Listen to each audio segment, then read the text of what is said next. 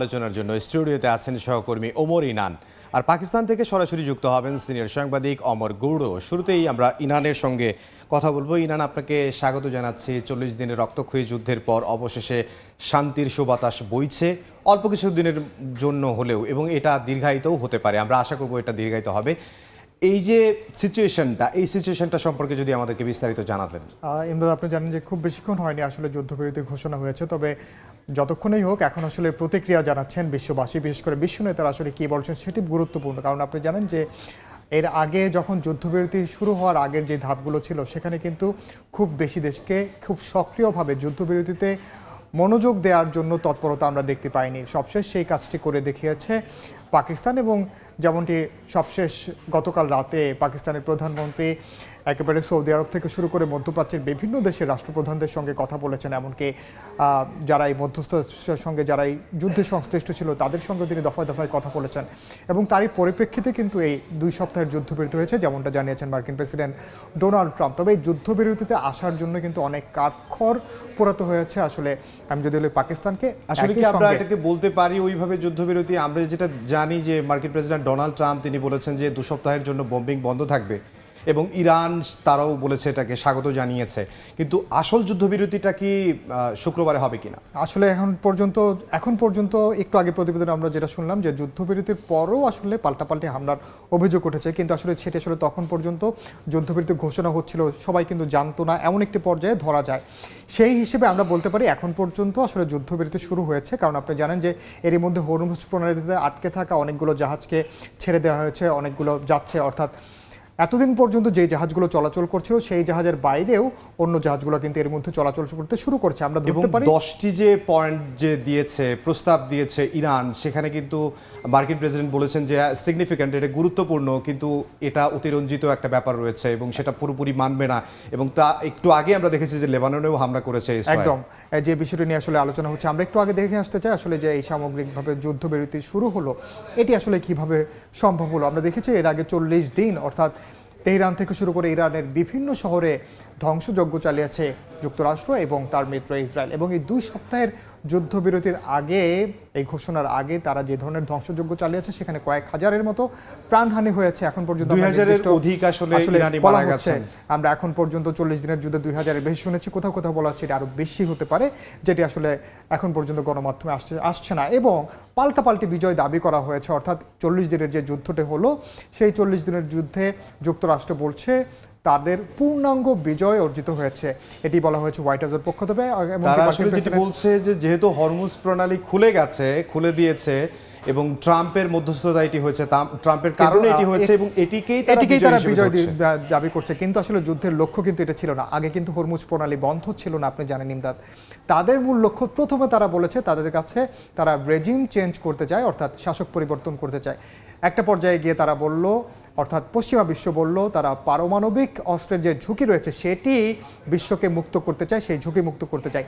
পরবর্তীতে আমরা শুনলাম যে হরমুজ প্রণালী খোলা নিয়ে তারা এই বিজয়টি দাবি করলো। অন্যদিকে ইরান যে বিষয়টি বিজয় দাবি করেছে, তারা বলছে ইরানি জাতিকে তারা পরাস্ত করতে পারেনি। ইরানের যে ঐক্য, ইরানের সাধারণ মানুষ যেভাবে একতা দেখিয়েছে, এটি আসলে তাদের জন্য চূড়ান্ত বিজয়। এছাড়া আমরা যে দেশপ্রেমটা দেখিয়েছে, আমরা দেখেছি শিশু থেকে শুরু করে একেবারে বৃদ্ধ পর্যন্ত তারা যেই জায়গায় হামলাগুলো হওয়ার কথা ছিল সেই জায়গায় যে তারা দাঁড়িয়েছে এবং আল্লাহু আকবার বলে স্লোগান দিয়েছে। ইরান আসলে তাদের একতা দেখিয়েছে, এবং ইরানকে হরমুজ প্রণালী সম্পূর্ণরূপে খুলে দেওয়ার শর্ত দেওয়া হয়েছে, এবং সেই 10টি শর্তের মধ্যেও এটি আসলে রয়েছে। লেবাননের ক্ষেত্রে যুদ্ধবিরতি কার্যকরে রাজি নয় ইসরায়েল। আপনি জানেন যে ইসরায়েল কিন্তু যুদ্ধটি শুরু করেছিল মূলত ইসরায়েল, যুক্তরাষ্ট্র কোনোভাবেই প্রথমে আসলে যুক্ত ছিল না। যুক্তরাষ্ট্রকে কোনো না কোনোভাবে এই যুদ্ধে টেনে নেওয়া হয়েছে, এমনটি কিন্তু খোদ মার্কিন আইন প্রণেতারাই বলেন। এবং এই ক্ষেত্রে তারা এই সাময়িক যুদ্ধবিরতি মেনে নিলেও লেবাননের ক্ষেত্রে তা মারছে না। এবং আপনি যেমনটা বলছিলেন, লেবাননের দক্ষিণাঞ্চলে তারা আজকেও বেশ কয়েক দফা হামলা চালিয়েছে এবং সেখানে হতাহতের ঘটনা ঘটেছে, 15 জনের বেশি মানুষ মারা গেছেন। এবং শুক্রবার থেকে ইসলামাবাদে দুপক্ষের আলোচনা শুরু হবে, অর্থাৎ এই 2 সপ্তাহের যে যুদ্ধবিরতি চলছে এটির মধ্যে স্থায়ী যুদ্ধবিরতি কিভাবে বাস্তবায়ন করা যায় সেটি নিয়ে তারা আলোচনা করবেন। এর মধ্যে আমরা জানতে পেরেছি যে ইরানের পক্ষ থেকে ইরানের পার্লামেন্টের স্পিকার স্পিকার থাকবেন এবং মার্কিন ভাইস প্রেসিডেন্ট জেডি ভ্যান্স থাকবেন। একটু আগে জেডি ভ্যান্স কথা বলেছেন গণমাধ্যমের সঙ্গে। জেডি ভ্যান্স মূলত কেন আসলে যুক্তরাষ্ট্র যুদ্ধবিরতিতে রাজি হয়েছে এবং কিভাবে যুদ্ধবিরতি কার্যকর হতে যাচ্ছে সেটি তিনি আসলে তুলে ধরেছেন। এবং আপনি জানেন যে এই যুদ্ধবিরতির পরপরে আমরা দেখেছি যে বিশ্ববাজারে তেলের দাম অর্থাৎ জ্বালানি বাজারে স্বস্তির সুবাতাস বইছে এবং সেটি কিন্তু এর মধ্যে প্রভাব পড়তে শুরু করেছে। আমরা যদি একেবারে সংখ্যার হিসেবে বলি যে প্রায় 16.5% বৈশ্বিক বাজারে আসলে জ্বালানি তেলের দাম কমেছে এবং এই সামগ্রিক যুদ্ধবিরতির যে প্রক্রিয়া সেটিকে আসলে ব্রিটেন, যুক্তরাজ্য, ফ্রান্স, বিভিন্ন দেশ, ইউরোপীয় বিভিন্ন দেশ আসলে এখন পর্যন্ত স্বাগত জানিয়েছে। এবং সামগ্রিকভাবে আমরা যেমনটা বলছি যে আসলে বিশ্ববাজারে বিশেষ করে আমরা যদি বলি যে অর্থনৈতিক যে মন্দা চলছিল সেই মন্দাটা কিন্তু এখন আসলে কাটতে শুরু করেছে এবং এটি একেবারে সরাসরি বাংলাদেশও মধ্যপ্রাচ্যের সবগুলো জায়গা থেকে কিন্তু আসলে প্রভাব পড়েছে। আপনি জানেন মধ্যপ্রাচ্য জ্বালানি সরবরাহ অন্যতম আসলে যতটুকু হয়েছে এতটুকুর মধ্যে আসলে স্বস্তির নিঃশ্বাস ফেলতে পারছে। আমাদের হাতে আসলে এই নিয়ে আসলে প্রতিবেদন আছে। আমরা যদি দেখি যে সাময়িকভাবে মধ্যপ্রাচ্যের সংঘাত বন্ধ হওয়ার পরে আসলে বিশ্ববাসী আমরা বলছি যে স্বস্তির নিঃশ্বাস ফেলছে এবং এটিকে ইইউ যেমন স্বাগত জানিয়েছে তেমনি জাতিসংঘও স্বাগত জানিয়েছে। স্পেন, এশিয়ার বিভিন্ন দেশ যুদ্ধ পুরোপুরি বন্ধের আহ্বান জানিয়েছে। এ নিয়ে আমাদের হাতে একটি প্রতিবেদন আছে, আমরা সেটি দেখে আসবো। 2 দিন ধরে উত্তেজনা ও পাল্টাপাল্টি হুমকির পর যুক্তরাষ্ট্র ইরান যুদ্ধবিরতিতে পৌঁছানোয় বিশ্বজুড়ে স্বস্তির প্রতিক্রিয়া দেখা যাচ্ছে। এই সাময়িক বিরতিকে কাজে লাগিয়ে দীর্ঘমেয়াদী সমাধানের আহ্বান জানাচ্ছেন বিশ্ব নেতারা। জাতিসংঘ এই যুদ্ধবিরতিকে শান্তির পথে গুরুত্বপূর্ণ সুযোগ হিসেবে দেখছে। মহাসচিব আন্তোনিও গুতেরেস সব পক্ষকে আন্তর্জাতিক আইন মেনে চলা এবং বেসামরিক নাগরিকদের সুরক্ষা নিশ্চিত করার আহ্বান জানিয়েছেন। একই সঙ্গে মানবিক সংকট কমাতে দ্রুত স্থায়ী সমাধানের উপর জোর দিয়েছেন। ইউরোপীয় ইউনিয়ন ও ফ্রান্স এই সমঝোতাকে ডি-এসকেলেশনের গুরুত্বপূর্ণ ধাপ হিসেবে দেখছে। ইইউ বলছে এটি উত্তেজনা কমিয়ে আলোচনার সুযোগ তৈরি করেছে। ফরাসি প্রেসিডেন্ট ইমানুয়েল ম্যাক্রো সতর্ক করে বলেন লেবাননের পরিস্থিতিও সমাধানের আওতায় আনতে হবে এবং স্থায়ী শান্তির জন্য কূটনৈতিক পথই একমাত্র উপায়। অস্ট্রেলিয়া, নিউজিল্যান্ড ও এশিয়ার কয়েকটি দেশ সতর্ক করে বলছে এই সংঘাত এর মধ্যে বৈশ্বিক জ্বালানি বাজার ও অর্থনীতিতে বড় প্রভাব ফেলছে। তারা যুদ্ধবিরতি বজায় রেখে দ্রুত স্থায়ী সমাধানে পৌঁছানোর আহ্বান জানিয়েছেন এবং মধ্যস্থতাকারী দেশগুলোর ভূমিকাও প্রশংসা করেছেন। অস্ট্রেলিয়ার প্রধানমন্ত্রী অ্যান্থনি আলবানিজ সতর্ক করেছেন যুদ্ধ দীর্ঘায়িত হলে বৈশ্বিক অর্থনীতি ও মানবিক ক্ষতি আরও বাড়বে। এটা ইতিবাচক খবর। আমরা কয়েকদিন ধরে যুদ্ধ কমানোর আহ্বান করছি। আমরা সংঘাতের সমাধান দেখতে চাই।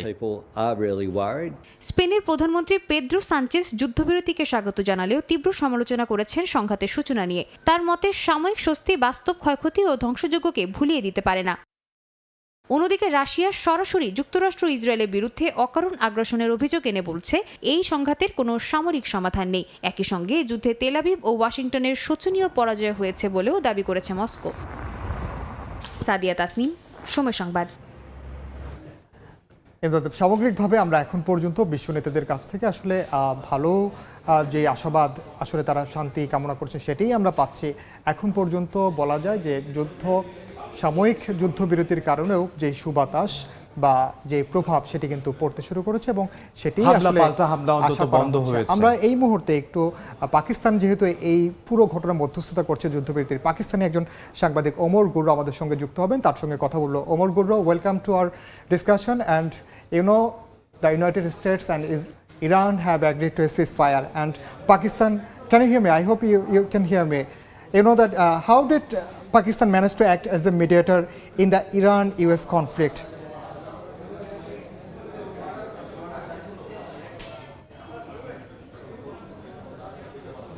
Mr. Guru, can you hear me? Yeah, I can hear you. Yeah. So how did Pakistan manage to act as a mediator in the Iran-US conflict? As we all know, Iran and USA have agreed to a ceasefire today. Yes, should I start? Yeah, sure. Okay.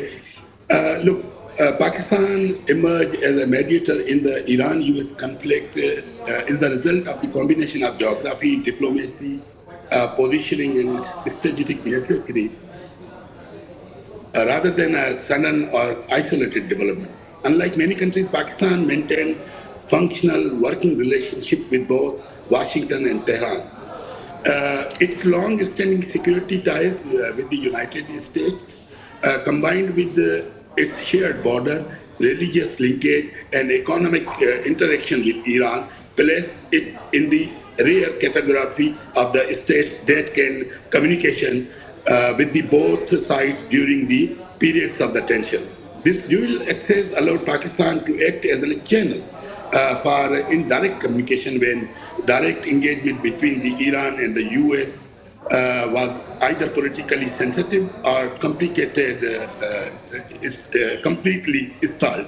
Another key factor in Pakistan to use back channel diplomacy instead of immediately hosting formal negotiation.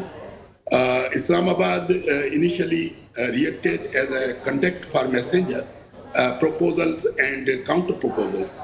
This type of the shuttle diplomacy is often more effective in high stakes conflicts between it allows both sides explore the option without public pressure.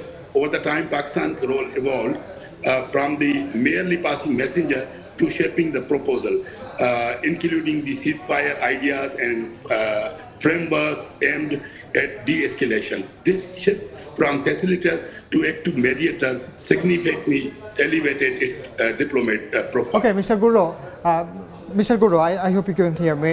Is Pakistan acting independently, or the Pakistan is aligning with larger strategic power like China or USA? Pakistan is not acting fully independently, nor it's a proxy. It's following a balanced strategy, protecting its own interests while coordinating with the major powers. There are visible alignments with the United States in terms of their stability goals. At the same time, Pakistan remains closely connected with China's preference for a diplomatic solution. This creates a middle position, limited alignment with the full dividends. Okay, so can Pakistan sustain this mediator role without damaging its relations with either side, like USA or other acting partners?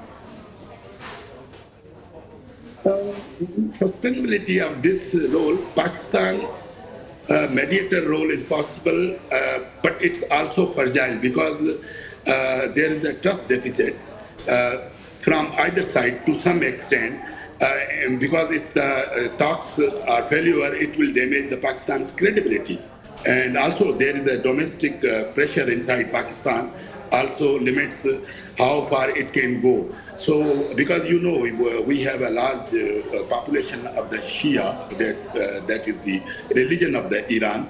So Pakistan cannot lose the relationship on either side. Pakistan mediation is not about the global leadership. It's about the strategic survival and maintaining balance in complex geopolitical environment. Its success depends on staying neutral, delivering small results, and avoid taking these sides. Mr. Omar Guru, thank you for joining with us. Thank you.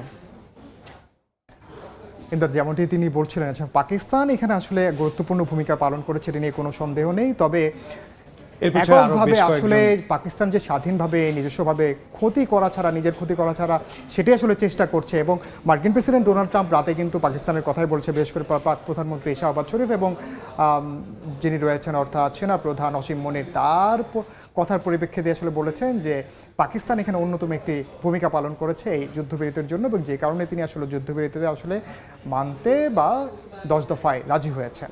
জি, আপনাকে অসংখ্য ধন্যবাদ। ধন্যবাদ। সহকর্মী ওমর ইনান আমাদের সঙ্গে যোগ দিয়েছিলেন এবং পাকিস্তান থেকে আমাদের সঙ্গে অমর গুরু পাকিস্তান।